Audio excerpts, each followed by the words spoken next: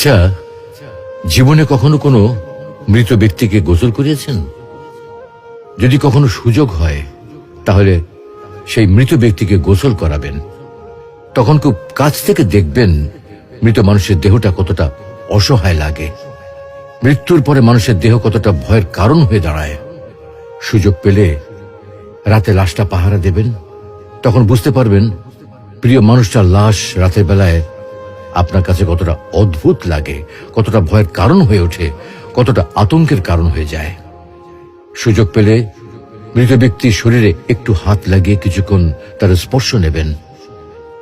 আপনি তখন উপলব্ধির সুযোগ পাবেন এই পৃথিবীতে বিশাল প্রভা প্রতিপত্তি মৃত্যুর পরে কতটা নির্যাতনের রূপ নেয়। সুযোগ পেলে আপনজনদের লাশ কবরে নামাবেন খুব আগ্রহ নিয়ে।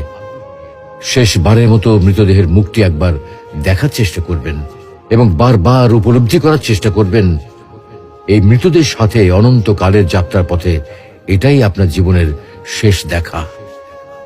সুযোগ পেলে মাঝে মধ্যে কবরস্থানে গিয়ে নীরবে কিছুক্ষণ দাঁড়াবেন। এরপর মনে মনে চিন্তা করবেন জীবনের লাভ ক্ষতির হিসাব। এই মৃত মানুষগুলো এই পৃথিবীতে কি করে গেছেন, কাদের রেখে গেছেন।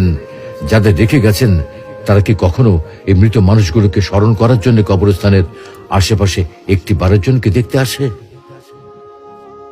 আমাদের জীবনটা বড় অদ্ভুত, বৈচিত্র্যময়। আমরা এর জন্যে, ওর জন্যে, ধন সম্পদের জন্যে, ঐশ্বর্যের জন্যে, বাড়ি গাড়ি টাকা পয়সার জন্যে কত না মায়া দেখাই, আগ্রহ দেখাই, আরো চাই আরো চাই আমাদের।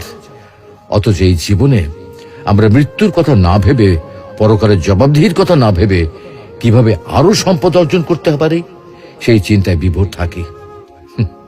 হায় রে জীবন, এখনো সময় আছে, ফিরে আসুন মহান রবের দিকে।